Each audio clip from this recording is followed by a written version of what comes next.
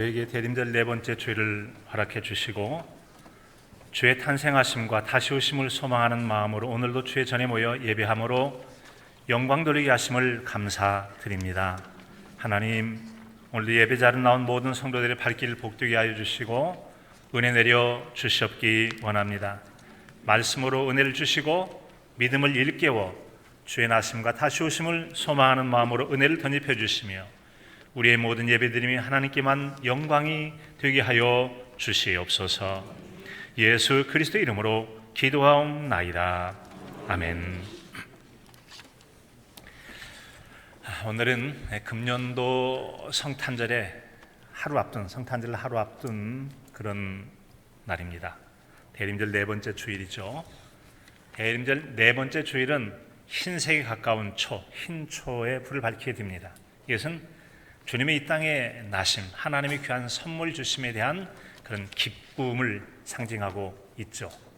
그래서 예수님의 첫 번째 탄생에 대한 그 기쁨, 평화, 우리의 기쁨을 주지 않습니까? 그리고 다시 우리 주님께서 우리에게 오실 것이라고 하는 재림에 대한 그 큰 기쁨을 상징하는 촛불이 바로 네 번째 촛불이 되게 됩니다.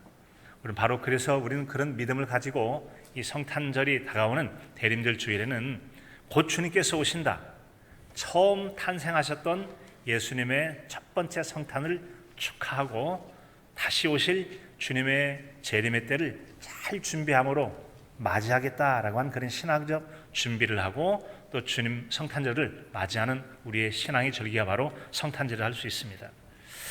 자, 그와 같은 이 시기에 오늘 말씀을 우리가 보게 되는데, 오늘의 말씀은 이 남유다가 북이스라엘과 그리고 그 주변에 있는 아람이라고 하는 나라, 오늘날 시리아라고 불리는 아람 나라의 연합군이 남쪽에 침공해 오게 되어집니다. 국가적으로 굉장히 어렵고 위험한 상황이 놓여 있게 되죠. 그때 하나님께서는 이사야 선지자를 보내셔서 야, 걱정할 것 없다, 하나님께서 그들 다 물리쳐 주실 거야 라고 그들을 위로해 주시죠. 그리고는 이사야 선지자를 통해 주시는 하나님 말씀이 믿을 만한 신실한 믿음이라는 사실을 증명하기 위해서 징조를 한번 구해봐라 라고 해서 징조를 구하라는 가운데 임마누엘의 말씀을 들려주고 계십니다. 자, 그 같은 그 시대적 상황을 이해하는 데 도움이 될 지도 한 장을 잠깐 좀 보시겠는데요. 먼저 지도를 보고 좀 설명을 더하도록 하겠습니다. 지도 좌편에 보면 붉은색이 있죠. 오늘날 이스라엘과 전쟁을 하고 있는 팔레스타인의 가자 지구죠. 그리고 바로 그 옆에 있는 데가 남이스라엘을 바로 유다라고 합니다. 유다.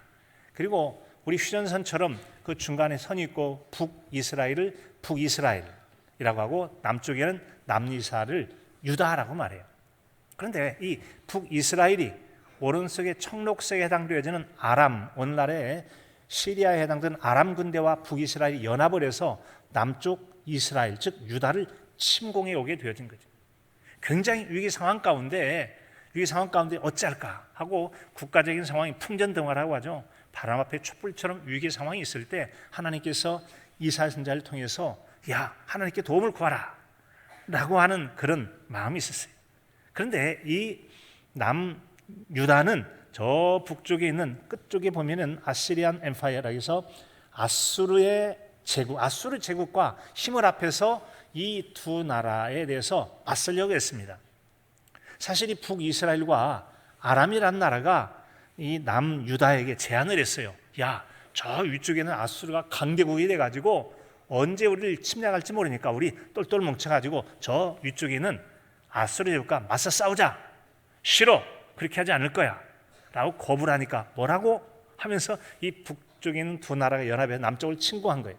그리고 그는 아수르에게 도움을 청하게 되는데 결과적으로 아수르의 도움을 청한 것은 첫째는 불신앙이었고 두 번째는 세속적 판단을 가지고 잘못된 선택을 해서 나중에 아수르의 침공을 당하면서 큰 어려움을 겪게 되는 것이 예수님의 탄생 700년 전 즈음에 있었던 이 이사야 선지자의 예언의 말씀이 되어집니다.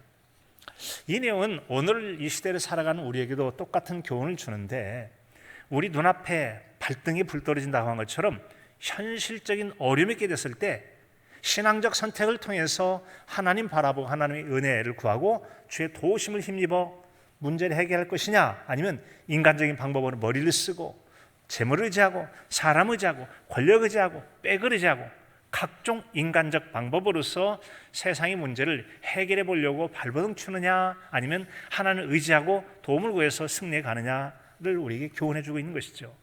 그런데 오늘 말씀에 등장하는 아하스라고 하는 사람은 근본적으로 하나님께서 기대하신 경건한 신앙으로 말씀을 듣고 순종하는 그런 신앙보다는 하나님의 제안을 거부하고 불신앙적 선택을 통해서 결국 재앙을 당하고 마는 안타까운 사람의 이야기를 들을 수 있어요. 그런 이야기를 오늘 말씀 10절을 통해서 보게 되는데, 10절은 이렇게 말씀하죠. 여호와께서도 아하스에게 말씀하여 이르시되 너는 내 하나님이 여호와께 한 징조를 구하되 깊은 데서든 높은 데서든지 구하라 하시니라. 아하스야, 하나님께서 이사야 선지자를 통해 보내신 말씀이죠. 아하스야, 너 한번 징조를 구해봐. 높은 데든 낮은 데든 상황과 여러 가지 여건을 따지지 말고 어떤 상황이 있든지 간에 네가 원하는 징조 하나만 구해봐 라고 말씀하십니다. 그때 그는 어떻게 대답합니까? 12절에 보니까 아하스가 이르되 나는 구하지 아니하겠나이다. 나는 여호와를 시험하지 아니하겠나이다 하니라. 이건 참 경건하게 들려지죠. 예수님이 시험했던 마귀에 대해서 예수님께서 주 너희 하나님을 시험하지 말라라고 해서 시험을 단호하게 물리치지 않습니까? 우리는 하나님의 시험함에 살아서는 안 됩니다. 하지만 이건 잘못된 해석 같아요. 즉 아하스가 잘못 생각한 것 같습니다. 하나님께서 친히 선지자를 보내서 네 믿음이 얼마나 없는지 좀 이 증거를 보고서라도 믿음을 좀 갖게 하려고 징조를 구하라고 하니까 징조 한번 구해봐. 그러면 아이고 그래요? 깜짝 놀라서 그럼 한번 해보겠습니다 해야 되는데, 아니요, 제가 하나님 시험할 수 없습니다 라고 하면서 매우 좋은 신앙인의 말처럼 하면서 하나님의 제안을 이런 지하에 거부해버려, 단칼에 그냥 무을 잘라버리듯 하나님 제안을 딱 거절해버린다는 거죠. 어찌 보면 굉장히 믿음이 좋아 보이잖아요. 그런데 정말 그가 믿음이 좋은지 아닌지는 조금 더 이후에 그의 신앙의 행태, 삶의 모습을 살펴본다면 곧 알게 될 것입니다. 우리는 기본적으로 세상 살아가면서 삶에 대해서는 예의를 갖추고 말도 조심하며 살아가야 합니다. 하지만 예의와 겸손이 필요하긴 합니다만 예의와 겸손이 있는 모양이라고 해서 그 사람의 진심이 전부 다 예의와 겸손을 나타내는 건 아닐 수 있다는 거죠. 다른 말하면 위선적 모습으로 나타날 수 있다는 거죠. 그래서 누군가의 말과 행동이 그렇게 보인다고 해서 그의 말과 행동에 있어서 진실이 담겨 있는 것은 아닐 수 있다는 점을 잠언서에서는 이렇게 들려주고 있어요. 잠언서 26장 24절로 25절에 보면 원수는 입술로는 꾸미고 속으로는 속임을 품나니, 입술로는 사기꾼들이 사람을 속이듯이 그럴듯하게 좋은 말을 해요. 하지만 속에서는 어떻게 사람을 속여먹을까, 이놈을 어떻게 죽이지 라고 하는 것처럼 나쁜 해를 품는다라는 거죠. 25절에 그 말이 좋을지라도 믿지 말 것은 그 마음에 7가지 가증한 것이 있느니라. 사람의 말이 부드럽고 멋있게 한다고 해서 말 그대로 고지고대로 믿지 말라는 거죠. 물론 근본적으로 사람이 신뢰감을 가지고 살아야 됩니다만 속이려 하는 사람이 있다는 영적 경각심을 주는 거죠. 세상에서도 마찬가지지 않습니까? 남의 말을 홀딱 믿고 단순 순진했다가는 등치고 배 만지듯이 사기치는 사람에 의해서 영락없이 당하고 말 수가 있잖아요. 그래서 남들이 부드럽게 말하고 좋게 말한다고 그래서 그 말을 고지고대로 다 믿지는 말라. 분별해 가면서 드려야 될 것을 말씀하는 거죠. 속이는 비서와 속이는 말이 얼마든지 있을 수 있다는 경고의 말이에요. 아하스가 바로 그런 입술의 말을 한 거죠. 오늘 말씀에 나오는 임마누엘의 징조는 아하스 왕이 구했기 때문에 그에게 주신 것은 아닙니다. 그가 구하는 것과 상관없이 하나님은 그분의 계획하신 대로 그분의 뜻을 따라서 그분의 일을 행하시는 하나님이십니다. 그런 하나님이세요. 그런 상황에 대해서 본다면 근본적으로 유다의 아하스, 유다 왕 아하스라는 사람은 남쪽 이스라엘 유다라고 하는데 유다 왕통은 어떻게 되죠? 유다 가문이에요. 즉 다윗의 다윗 왕이 가졌던 신앙 중심의 나라이고, 북쪽이라고 하는 것은 르호보암 때 갈라져서 북쪽은 여로보암이 다스리잖아요. 38선처럼 휴전선을 칩니다. 남쪽으로 못 내려가게 하죠. 경건한 신앙을 가로막고 송아지 우상을 만들어 놓고 우상 숭배를 해요. 지금 북한이 예수님이랑 신앙 못 갖게 하고 지독한 우상 숭배를 강조하죠. 김일성주의를 가리키잖아요. 김일성 유일신을 가리키는 것처럼 이 당시에서도 북쪽이 그렇게 우상 숭배를 하면서 남쪽의 경건한 신앙을 회방했어요. 그런데 안타깝게도 다윗의 왕가는 하나님 섬기는 신실한 신앙 중심의 국가였음에도 불구하고 이 아하스라는 왕 때 커다란 문제가 발생하게 되죠. 문제가 발생해요. 그는 이방의 풍속을 따랐던 사람이었다고 말씀해 주고 있어요. 열왕기하 16장 1절 이하에 보면 르말야의 아들 베가 17년에, 즉 북이스라엘 왕이 베가였는데 베가가 왕이 된 17년이 됐을 때 남쪽에는 아하스라는 사람이 왕위에 올랐다라고 하는 그런 말입니다. 그런데 그의 조상 다윗과 같이 아니하여 그의 하나님 여호와께서 보시기에 정직히 행하지 아니하고 조상 다윗과 같이 아니했다. 그리고 여호와 보시기에 정직하게 행하지 아니했다라고 말씀하고 있어요. 이것은 아하스는 다윗 왕의 후손으로서 하나님께서 기뻐하시는 신앙생활을 하지 않은 사람입니다. 우리 주변에는 종종 부모님은 안 믿어도 후손들이 예수님을 잘 믿고 하나님 기뻐 여기실 만한 신실한 믿음 가진 사람이 있습니다. 그런가 하면 조상 대대로 하나님을 잘 섬겨왔는데 후손 때 가서 완전히 하나님의 영광을 가르고 그 가문의 신앙 전통을 깨트려버리는 우상숭배자나 아주 불신앙적인 믿음이 형편없는 사람이 나타나서 그동안의 조상들의 믿음을 다 무효화시킬 듯이 해버린 사람이 있어요. 그 중에 하나 바로 오늘 등장하는 아하스라고 하는 왕입니다. 다윗 왕가에서는 다윗의 길을 걸었어요. 다윗의 길의 기본적 의미가 뭐죠? 하나님 말씀을 듣고 순종해 갔던 믿음의 사람의 길이었잖아요. 그런데 그 길을 가지 않았다. 여호와 보시기에 정직하지도 않고 거짓되고 위선적인 삶을 살았다는 것입니다. 완전히 하나님의 은혜를 조상의 가문의 영광을 먹칠해버린 그런 사람의 모습이 바로 요아스의 모습이에요. 3절은 이스라엘의 여러 왕의 길로 행하며 또 여호와께서 이스라엘 자손 앞에서 쫓아내신 이방 사람의 가증한 일을 따라 자기 아들을 불 가운데로 지나가게 하며 산들에는 산당을 짓고 나무 아래서 제사를 하고 분향했다. 다윗의 길을 걸어야죠. 남쪽 왕은 다윗의 길을 걸어가야 됩니다. 그런데 북쪽 왕, 우상 숭배하는 것처럼 북쪽 왕 이스라엘 왕의 길을 걸어갔대요. 그리고 심지어 우상 숭배하지 마라 금지했습니다. 우상 다 끌어다가 우상 숭배합니다. 심지어는 자기 아들을 불 가운데 지나가게 해서 인신 제사, 사람을 자기 자식을 죽여서 제사, 하나님은 절대로 그런 제사 원하지 않거든요. 우리가 열심을 낸다고 해서 하나님이 다 기뻐하는 거 아닙니다. 잘못된 열심, 불신앙적 열심, 비신앙적 열심은 오히려 하나님 앞에 책망과 징벌을 당할 가능성이 많죠. 잘못된 믿음에 열심을 냈던 거예요.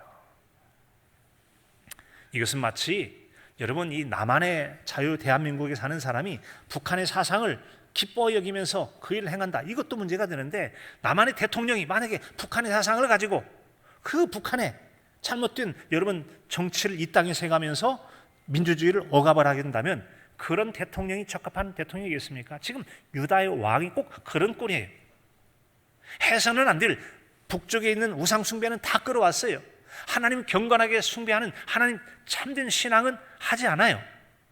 해서는 안 될 인신제사까지 들어가면서 그런 얘기했으니 여러분 얼마나 잘못된 신앙의 길을 걸어가고 있습니까? 이처럼 그가 왕위에 있을 때 여러분 잘못된 신앙으로서 오히려 이 위쪽에 있는 그 사람들이 연합해서 막아내지 않은 데에서 오히려 저 멀리 있는 아수르의 연합에서 그들과 싸우자고 전쟁을 일으켰을 뿐만 아니라 우상 숭배까지 해서 더욱더 민족을 어렵게 하고 있음을 보게 됩니다. 참으로 안타까운 일이 아닐 수 없어요. 그럼에도 불구하고 하나님께서 이런 아하스를 향해서 예언을 하시고 선지자를 보내서 말씀을 주십니다. 여기서 우리는 하나님의 긍휼과 자비를 보게 됩니다.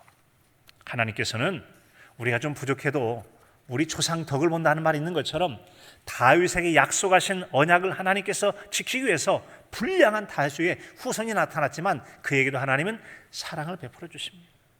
기회를 주신 분이 우리가 믿는 긍휼과 자비에 풍성하신 하나님 아버지이신 줄로 믿습니다. 잘못할 때마다 즉시 벌을 내리면 좀 맞을 것 같은데 왜 그런 사람에게도 또 선지자를 보내고 기회를 주고 은혜를 베풀어 주시는 걸까요? 바로 그것은 그가 믿지 않고 깨닫지 못한 상황에서도 하나님의 큰 은혜와 사랑을 경험하면서 아이고 내가 잘 몰랐네, 하나님 이런 분이시라고 깨달아서 건강한 믿음을 회복할 수 있도록 하나님은 긍휼과 은혜를 베풀어 주신 사랑의 하나님이 되시는 줄로 믿습니다. 사실 그 당시 이 왕의 심정과 상황들을 일절에 쭉 보게 되어지면 그들이 침략을 받았을 때 왕과 그의 백성들의 마음이 숲의 바람에 흔들림 같더라. 바람이 흔들린 숲처럼 그의 마음이 바람 앞에 촛불처럼 흔들렸다고 그랬어요. 그런데 하나님께서 야, 걱정하지 마. 그들이 아무리 화를 낸다 할지라도 연기 나는 부직갱이와 구르터기에 불과하니까 두려워하거나 근심하지 말라. 이 얘기는 다른 말하면 그 눈앞에 보이고 무섭게 보이는 것들 겁먹지 말고 하나님을 잘 의지해. 그러면 돼. 라고 하는 그런 말씀 아니겠습니까? 그들은 패망할 것이고 다시는 나는 이루지 못할 것이다. 구절에 보면 너희가 굳게 서지 아니하면 너희 또한 굳게 서지 못할 것이다. 즉 하나님을 지금 이 열방들이 아무리 대단해 보여도 꺼져가는 부직갱이처럼 별 볼 일 없을 것이다. 그런데 만약에 너희가 하나님을 향해서 굳건한 믿음을 갖지 못하면 너희도 똑같이 돼. 그러니까 굳건한 믿음을 가져라라고 말씀하고 계세요. 하나님의 말씀은 유다 왕 아하스가 다른 생각 조금도 하지 말고 아무리 저들이 쳐들어와도 눈앞에 문제가 심각해 보여도 겁먹지 말고 두려워하지 말고 너무 주목하지 마. 대신 하나님 믿고 의지하라는 거죠. 그렇게 신뢰감을 심어주신 후에 침착하게 신앙으로 대처할 것을 말씀해 주고 계신 것입니다. 사랑하는 성도 여러분, 하나님 말씀이 들려질 때 하나님을 절대 신뢰하는 믿음으로 마음에 일어나는 두려움과 걱정과 불염을 다 떨쳐버리고 하나님만 의지하며 참된 기쁨과 평안의 복을 누리며 사시기를 진심으로 축복합니다. 이사야 선지자는 그 당시에 유다왕 아하스의 불신앙을 제거하고 하나님을 절대 신뢰하는 믿음을 갖게 하려고 하나님의 기적인 표적을 구하라고 말씀하셨어요. 표적을 구하라. 그 놀라운 제안을 여러분 왕은 어떻게 했습니까? 거부해버렸다니까요. 그것도 여러분 하나님의 제안, 즉 하나님의 약속의 말씀 제안도 믿음이 있어야 구하는 거 아니겠어요? 하나님 믿어져야 하나님의 약속의 말씀 가지고 기도도 하고 그렇잖아요. 믿어지지 않기 때문에, 믿음이 없기 때문에 구하지 않고 믿어지지 않기 때문에 구하지 않은 거예요. 하나님께서 하나님 말씀이 믿어지고 약속의 말씀이 믿어지는 은혜가 있어서 약속을 붙잡고 기도함으로 응답의 은총을 누리며 사는 복이 있길 진심으로 축복합니다. 우리에게 믿음이 있어야 됩니다. 믿음이 정말 중요해요. 그런데 요아스에게 그런 믿음이 없었기 때문에 구하지 않았다는 거죠. 그런 태도에 대해서 하나님께서 어떻게 말씀하십니까? 13절에 보면 이사야가 이르되 다윗의 집이여 원하건대 들을지어다. 너희가 사람을 괴롭히고서 그것을 작은 일로 여겨 또 나의 하나님을 괴롭히려 하느냐? 다윗의 집이여. 이 말은 다윗의 왕실이여 라는 그런 말이죠. 당신은 지금 북이스라엘의 왕이 아니라 남쪽 유다 다윗 왕가의 왕이 아니십니까? 그런데 어떻게 그런 잘못된 길을 통해서 백성들이 힘든 것도 부족해서 지금 하나님의 마음까지 괴롭히려고 합니까? 그건 잘못 아니요? 라고 지금 선자가 외치는 것이죠. 그러므로 14절에 그러므로 주께서 친히 징조를 너에게 주실 것이라. 보라 처녀가 잉태하여 아들을 낳을 것이요 그 이름을 임마누엘이라 하리라. 그러면서 하나님은 아하스 왕의 거절 여부와 상관없이 그분의 계획을 실행해 갈 것을 말씀하십니다. 아하스가 거절했지만 하나님께 주께서 친히 징조를 너에게 주실 것이라 하고 처녀가 잉태하여 아들을 낳을 것이요 그 이름은 임마누엘일 것이라고 계속 선포하십니다. 요아스가 유다 가문의 왕이긴 했지만 참으로 죄가 많은 사람이었습니다. 그럼에도 불구하고 하나님이 참으로 자비로운 분이셔서 오늘 말씀해 보니까 징조를 구하라라고 했잖아요. 징조라는 것은 이제 미리 보이는 낌새를 징조라고 해요. 뭐 그런 말 있잖아요. 방구가 잦으면 화장실 가게 되죠. 그건 여러분 자주 방귀 나온 건 화장실 갈 일이 가까울 때 이걸 일종의 징조라고 말하잖아요. 그런 것처럼 오늘 말씀에서 나타난 징조라고 하는 것은 하나님의 예언의 성취, 하나님께서 예언하신 반드시 이루어진다, 약속하신 말씀이 진실하다는 징표로서 뭘 증거를 한번 요구해봐. 증거를 요구하면 내가 도깨비 방망이 휘두를 때 놀랍게 일어나는 것처럼 내가 한번 해줄 테니까 요청해봐. 안 해요. 나는 하나님께 징조를 구하기 전에 저 아수를 의지하고 맞서 싸울 거예요. 얼마만큼 그가 하나님에 대한 믿음이 없는지를 알 수가 있죠. 하나님은 즉시라도 응답을 주실 것인 텐데 그가 달라고 해도 하나님이 거절했을 텐데 오히려 하나님께서 징조를 구하라고 했음에도 불구하고 안 하겠다고 거절해버린 아하스라는 거죠. 결코 좋은 믿음이 아니라는 거예요. 그런 사람이 말하길 내가 하나님이 시험하지 않겠습니다. 이게 여러분 진실로 느껴집니까? 다른 꿍꿍이 속이 있으니까 그런 거 아니겠어요? 네. 하나님께서 징조를 구하라고 하신 것은 하나님께 나타낼 징조를 보고 하나님 정말 믿을 만한 분이시구나, 하나님을 절대 신뢰하고 이제 세상이 헛된 거 의지하지 않고 하나님 중심 신앙의 신앙생활을 해야 되겠구나, 이것을 가르치고 깨닫게 하시기 위해서 징조를 구하라고 하신 거 아니겠습니까? 근데 그러지 않았다는 거죠. 끝내 그것을 거부하게 되어져요.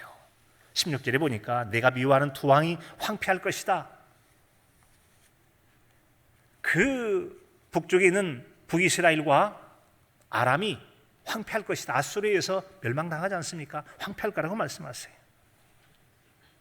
17절에는 또한 에브라임이 유다를 떠날 때부터 당하여 보지 못한 일을 너희와 내 백성과 내 아버지 집에 임하게 하리니 곧 아수르 왕이 오는 날이라. 이전에 겪어보지 못한 전무한 일을 너희가 경험하게 될 것이다. 이것은 곧 유다가 그렇게 의지하고 도움을 요청했던 저 먼 나라 지원군인 아수르가 그들을 멸망시킨 다음에 그 다음에 어디를 바라보겠어요? 당연히 남쪽에 있는 유다를 침공해서 심각한 피해를 입지 않습니까? 이것은 뭐가 문제겠어요? 아하스 왕에게 신앙이 아닌 자기 신념을 통해 잘못된 선택을 했기 때문에 그런 겁니다. 신앙은 신념이 아닙니다. 신앙은 신념이 아니다. 그럼에도 불구하고 하나님의 백성을 통치하는 아하스 왕이 하나님 음성 대신에 자기 신념을 따라 하나님의 제안조차 거부하고 자기 하고 싶은 대로 했던 것이죠. 그것은 세상의 힘을 의지하지 말고 하나님을 의지하며 하나님의 약속을 따라 살 것을 거부하고 자기 소견에 좋은 대로 인간적 방법을 추구하다가 그런 어리석은 잘못된 선택을 통해서 큰 어려움을 겪게 되고 말았다는 거죠. 하지만 사람이 겉으로 한 말이나 표정과 속이는 마음이 다른 사람의 대표적인 사람이 바로 이 아하스라는 걸 알 수 있어요. 전 하나님이 시험하지 않겠습니다. 경건한 믿음 같죠? 실상은 다른 마음을 가지고 그랬더라는 거죠. 그런 하나님께서 이중적 혀를 기뻐하지 않습니다. 그에 대한 말씀이 예레미야서 9장 8절 9절에 보면 그들의 혀는 죽이는 화살이라 거짓을 말하며 입으로는 이웃에게 평화를 말하나 마음으로는 해를 꾸미는도다.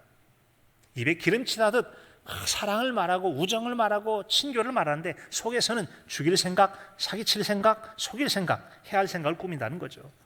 내가 이 일들로 말미암아 그들에게 벌하지 아니하겠으며 내 마음이 이런 나라에 보복하지 않겠느냐, 그런 이중적인 태도에 대해서 하나님께서 벌하신다라고 말씀하세요. 벌하신다. 그래서 여러분, 이 겉과 속이 다른 표리부동한 사람, 이중적인 사람이 반드시 하나님께 벌을 당하고 어려움을 겪게 된다는 점이죠. 그래서 여러분, 우리가 주변에서 보면 악을 꾸미고 또 악을 행하는 사람들이 되게 끝이 좋지 않지 않습니까? 악을 꾸미는 사람은 한때는 몇몇 동조자를 얻어서 뭔가를 하기도 할 수 있죠. 그런데 반드시 그 뒷끝은 안 좋아요. 왜죠? 하나님께 그런 사람을 벌하시기 때문에 그래요. 하나님께서 그런 사람에게 대해서 보복하겠다는 거죠. 악에 대해서 악을 갚아주시겠다는 거. 그래서 그들이 어려움을 당하죠. 그에 대한 우리가 잘 아는 시편 23편에서도 시편 1편에서도 이렇게 들려주고 있죠. 4절, 5절, 6절에 보면 악인은 그렇지 않으며 바람에 나는 겨와 같도다. 악인들은 심판을 견디지 못하며 죄인들이 의인의 길에 모임에 들어가지 못한다. 악인들은 길은 망할 것이다. 악인의 길은 망하고 악인들은 바람에 날리는 겨와 같은 존재로 사라지고 말 것을 말씀해 주고 있어요. 결국 아하스는 하나님 말씀처럼 그가 그렇게 믿고 의지하던 아수르에게 침공을 당해서 그날의 백성과 그가 큰 어려움을 겪게 되고 말았다는 점이죠. 그런 선택을 성경에서 우리에게 이렇게 교훈해 주고 있습니다. 잠언서 16장 25절에 보면 어떤 길은 사람의 복에 바르나 필경은 사망의 길이니라. 어떤 사람이 죽을 길을 선택하겠어요? 나름대로 제 생각에 옳다 여기지만 그것은 자기 신념에 불과했던 거죠. 하나님 약속을 따라 선택하지 않고 자기 소견에 좋은, 자기 생각에 좋은 대로 갔는데 결국은 살 줄 알았는데 망해버리고 말았다는 점이죠. 아하스가 바로 여러분 그런 삶 산 거 아니겠습니까? 혹시 우리가 이 시대를 살아가면서 여러 가지 내 눈앞에 펼쳐지는 문제를 향하여 신앙적인 믿음의 길을 선택하지 않고 이렇게 하면 좋을까 저렇게 하면 좋을까 인간적 방법으로 꿈꾸다가 내 속에는 좋은 대로 잘 될 줄 아는데 결과는 끝이 좋지 않은 그런 비극적 결과를 맞이해서는 안 된다는 거죠. 아하스가 바로 그런 꼴을 보인 거 아니겠습니까? 우리가 이 시대에 또 다른 아하스로 살아서는 안 되겠다는 말씀이죠. 잠언서 28장 26절에 보면 자기 마음을 믿는 자는 어리석은 자다. 자기 마음을 믿는 자, 내 생각이 지혜로울 거야. 어리석은 자다. 그러나 지혜롭게 행하는 자는 구원을 얻을 것이다. 참된 지혜의 근본 되신 하나님께 구하고 말씀을 따라 신앙적인 길을 선택하는 사람이야말로 참된 모든 상황과 위기 속에서 건짐을 받게 되고 승리하게 될 줄로 믿습니다. 그래서 우리에게는 좋은 믿음이 있어야 되는 거죠. 그 믿음이 우리에게 복된 신앙의 길을 걷게 만들어 주는 것이죠. 예수님은 요한복음 16장 33절에서도 세상에서는 너희가 환난을 당하나 담대하라 내가 세상을 이겼노라 라고 말씀하면서 믿음을 통해서 우리에게 이길 것을 말씀해요. 믿음이 어려운 세상을 이기게 만들어 줘요. 좋은 믿음을 가지면 그 믿음이 우리에게 세상을 이기는 은혜의 길로 인도해 주지 않습니까? 그래서 의인은 믿음으로 말미암아 살 거라고 그랬어요. 히브리서 10장 38절에 보면 나의 의인은 믿음으로 말미암아 살리라. 또한 뒤로 물러가면 내 마음이 기뻐하지 아니하리라 하셨느니라. 우리는 뒤로 물러가 멸망할 자가 아니요 오직 영혼을 구원하며 이런 믿음을 가진 자니라. 아멘. 같이 한번 해볼까요? 믿음으로 말미암아 살리라. 믿음을 가진 자니라. 아멘. 믿음으로 말미암아 살기 때문에 믿음을 가진 자로 살아야 되는 것이죠. 그런 사람의 복됨에 대해서 우리가 생각할 한 사람이 있죠. 주의 천사의 말을 듣고 당시 사회적 분위기로서는 그 말을 수용했다가는 돌에 맞아 딱 죽기 좋은 그런 상황에 한 여성이 있었어요. 그럼에도 불구하고 돌 맞아 죽을 위험을 감수하면서 하나님 말씀에 순종해서 아이를 낳겠다고 말했던 여인이 있죠. 바로 예수님의 육신의 어머니인 마리아의 고백과 유다 왕 아하스의 왕의 반응이 하늘과 땅 차이라는 것을 다시 한번 생각해 보게 됩니다. 누가복음 1장 26절에 보면 이제 6째 달 되었을 때 가브리엘 천사가 하나님의 보내심을 받고 갈릴리 나사렛 동네로 가게 됩니다. 마리아를 만나게 됩니다. 그리고 성령이 내게 임하시고 지극히 높으신 이의 능력이 너를 덮으시리니 나실 바 거룩한 이는 하나님의 아들이라 라고 말합니다. 저 남자 모르는데요, 하나님의 말씀은 능하지 못한 것이 없어. 딱 듣고 난 다음에 마리아가 이르되 주의 여종이니 말씀대로 내게 이루어지이다. 같이 해봅시다. 말씀대로 내게 이루어지이다. 아멘. 요아스라는 왕은 말이죠. 요아스라는 왕은 징조를 구해봐. 싫어요. 이런 자의 거짓. 왕은 거절했는데 고작 10대 후반에 10대의 이 어린 소년은 말이죠, 하나님 말씀대로 이루어질 것입니다. 만약에 그 말들이 이루어지면 성령으로 말미암아 잉태된 이 사실을 약혼한 남자가 할 때 이제 바람 피운 거 아니야? 라고 생각했다면 그 당시에는 돌 맞아 죽는 사회적 위험이 있다는 거죠. 그럼에도 불구하고 하나님 말씀이라면 제가 순종함이 있다고 했던 이 어린 여성, 바로 예수님의 어머니인 마리아와 한 나라의 왕이 되어서 잘못된 신앙과 잘못된 신념으로 국가에 큰 피해를 줬던 요아스 왕과 대비가 되지 않습니까? 완전한 대비되죠. 이처럼 하나님 제안을 거부했던 것은 바로 그에게는 꿍꿍이 속이 있었기 때문에 그렇다. 세상 나라에 대한 의지, 이것이 문제가 된다는 점이죠.